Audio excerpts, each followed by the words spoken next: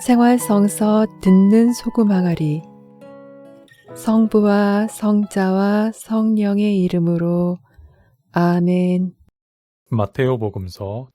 그때 제자들이 예수님께 다가와 하늘나라에서는 누가 가장 큰 사람입니까?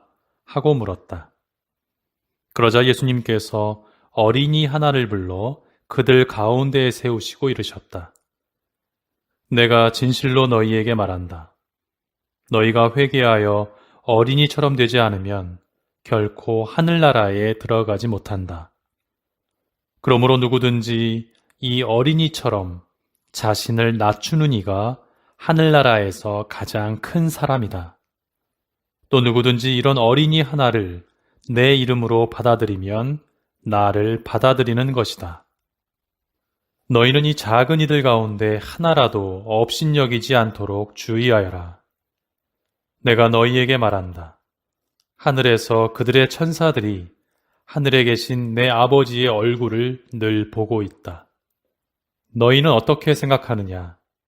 어떤 사람에게 양 100마리가 있는데 그 가운데 한 마리가 길을 잃으면 99마리를 산에 남겨둔 채 길 잃은 양을 찾아 나서지 않느냐? 그가 양을 찾게 되면 내가 진실로 너희에게 말하는데 길을 잃지 않은 99마리보다 그 한 마리를 두고 더 기뻐한다.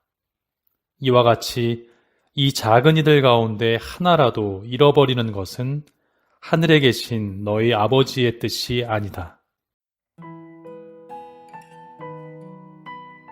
오늘 복음 말씀을 통해 어린이 혹은 작은 이들을 어떻게 대해야 하는지 묵상해 봅니다. 주님께서는 너희는 이 작은 이들 가운데 하나라도 업신여기지 않도록 주의하여라 라고 말씀하십니다. 나보다 어리다고 혹은 나보다 부족하다고 업신여기지 말라고 하시는 말씀에서 어떤 사람도 함부로 대해서는 안 된다고 강조하시는 것만 같습니다. 그런가 하면 누구든지 이런 어린이 하나를 내 이름으로 받아들이면 나를 받아들이는 것이다 라고도 요청하십니다.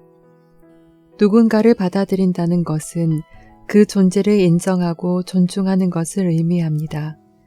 함부로 대하지 않는 것에 그치지 않고 그를 나와 동등하게 바라보라 하시는 당부이지요.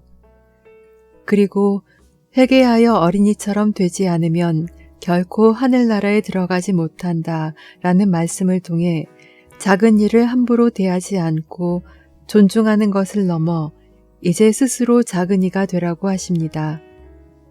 이는 자신을 낮추는 겸손함으로의 초대이자 작은 이들과 기꺼이 하나 되라는 말씀으로 다가옵니다. 사실 누구보다 먼저 주님께서 어린이와 같은 우리를 그렇게 대해 주셨습니다. 길을 잃었다고 누구 하나 내치지 않으셨고 예외 없이 모두를 소중하게 여기셨으며 사람이 되시어 기꺼이 우리와 우정을 나누셨습니다. 이렇듯 주님이며 스승이신 분께서 보여주신 것처럼 우리도 같은 마음으로 작은 이들을 바라볼 수 있으면 좋겠습니다.